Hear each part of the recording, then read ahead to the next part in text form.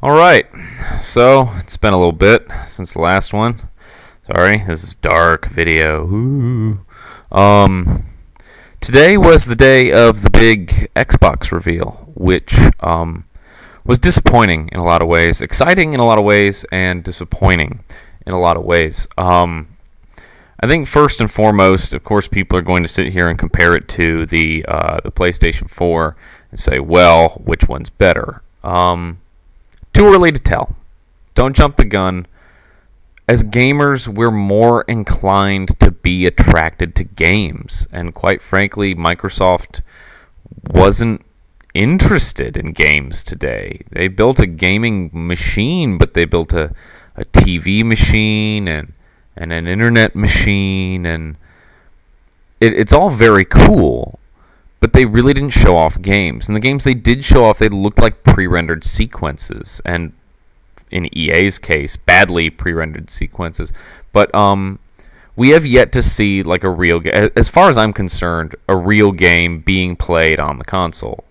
We don't have any gameplay footage. They said Forza 5 is running on the 360, but then again, it had the crazy slowdown cinematic effect. It obviously was not happening in real time. Call of Duty actually showed some gameplay, but a lot of it was a lot of like tech demo-y stuff. We didn't get a really good look at the game, and because Call of Duty is being developed simultaneously for both old and new consoles, I don't think that it's probably the best indicator of what we're going to see come launch day for the Xbox One. Which, wow, the Xbox One? Who saw that coming? Like, seriously. Let's go from the Xbox to the Xbox 360 to the Xbox One. It basically shows that Microsoft has no worries or care about the future numbering of consoles, but not that really matters. But we have seen the power of a name. I mean, the Wii U is floundering right now, and it could easily pick back up, I think. But if Microsoft doesn't market this correctly, they could see themselves quite possibly buried deep below the PlayStation 4. I think what today showcased was great for the tech of their console. Everything that we'd heard about in January about the specs of the system were pretty much true. Blu-ray player, 8 gigs of RAM, la di freaking da.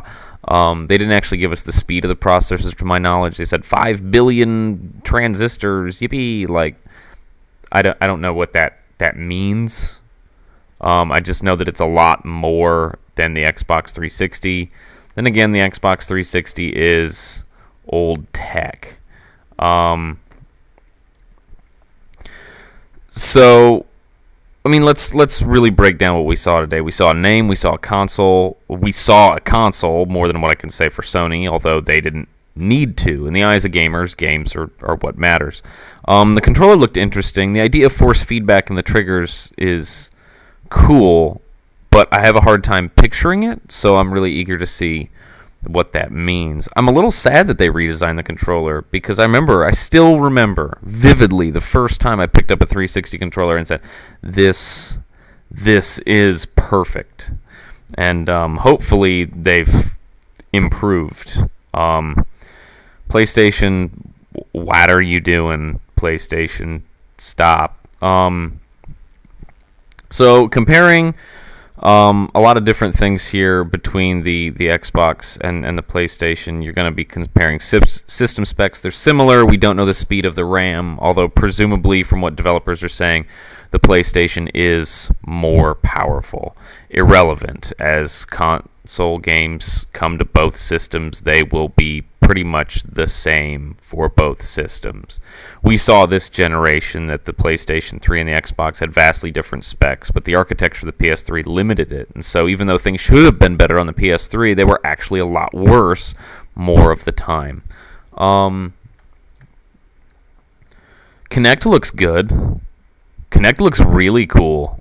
Like, we all sort of said that when Kinect first came out, and then it became crap. But Now that it can like detect the impact and the speed and the depth and everything, it's not going to be a lot of flailing. It really seems to know what it is that it's doing, and it might be able to really showcase some interesting elements, especially if it can read, like, your sitting position, which apparently it can because it can handle depth and things like that. It'll be very, very interesting to see how clever game developers integrate Kinect into their games, not just with the voice commands, but with just general motions at all. Immediately what comes to mind as a horror game fan is something in the game causes you to jump, and maybe your character reacts because you reacted. I mean, Kinect is mandatory for this console, so expect it to be integrated in a lot of different games and in a lot of ways that we have not yet seen. The design of the console is interesting. It looks like a cable box, and because it sort of is a cable box, that's very fitting.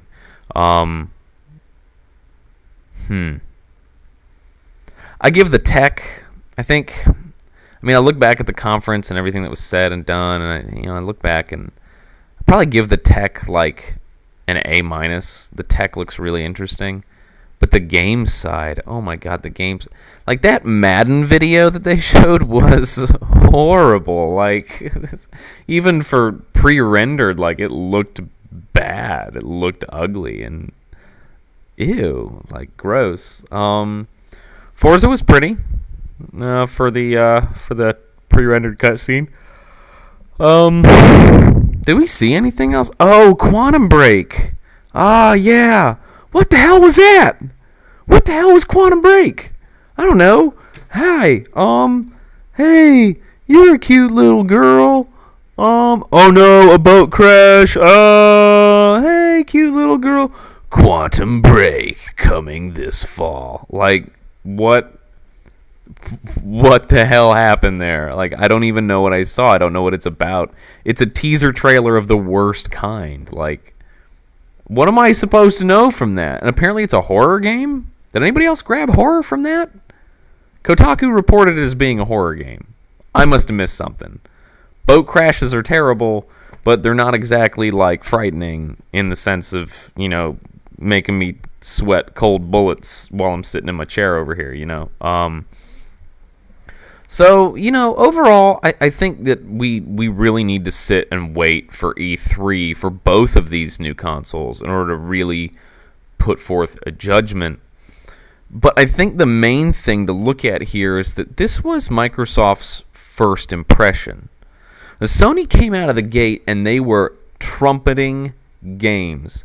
For the gamer, this console is great. You will have games. You will play games. It will be wonderful. And they showed us games, and they showed us trailers, and we spoke with developers, and they talked about games, what you can do with games, la-di-da. And Microsoft was just like, we'll save the games for later. But this was our first impression, and we as gamers are going to have to make a choice. And a lot of details actually came out after the conference, which I understand they had to cut it to 60 minutes for TV. But good God, like, is your console always online or not? No, apparently, but you will have to pay a fee if you want your used games, or any games, rather, to be played on a profile other than the original one it was installed on. So here we have a scenario where myself, I buy a game, I play a game, my buddy or my brother or whoever the hell it is that I'm living with wants to play the same game on his profile for his achievements. What's that? You can't play this game. It's already installed to his profile. Looks like you'll have to pay us what will... I would put money on this, $5 to be able to play the game on a new profile. It seems silly to tout the personalization of this console and of Kinect, and it recognizes you and your voice, so if there's other people in the house or whatever, it'll instantly recognize you. And the fact that you can't play this game because you haven't paid the requisite fee, That's weird. That's really weird to sit here and both, start off with this is for everyone, and then after the conference to say, by the way, this isn't quite for everyone unless you pay money. I'm not a big used games guy. I don't buy a lot of used games. I tend to buy them new off the shelf, and that makes me a bad consumer, and it makes me a good peon of Microsoft's future apparently. But so that doesn't really affect me as much. I'm not really concerned with that, and I don't live with people who game. But for other people, that's got to be a big deal. So, don't get me wrong. For me, it's not really a concern of mine. What is more of a concern of mine is games. I got a Halo TV series today. Cool. Forward Unto Dawn was okay. What can I play on it? Oh, Forza 5? No one saw that coming. Oh, Madden? No one saw that coming. Call of Duty Ghosts? We knew about that. Give me just one new game. One game that I don't know about. Oh, Quantum Break. There it is. But you didn't show it to me. Show me a boat crash and live actors. No. Bad. Wrong. This was our first impression of the console, and Microsoft blew it. PlayStation came out of the gate. They impressed everybody. Everybody was like, whoa, PlayStation. Man, Xbox is going to have to do something sweet to trump PlayStation. And then, nope. Xbox, go to the guide. Xbox, why don't you go back to The Price is Right? And now go back to Star Trek. And now let me call my friend and tell him about Star Trek while I'm watching The Price is Right. It's just, oh my gosh, they so blew it.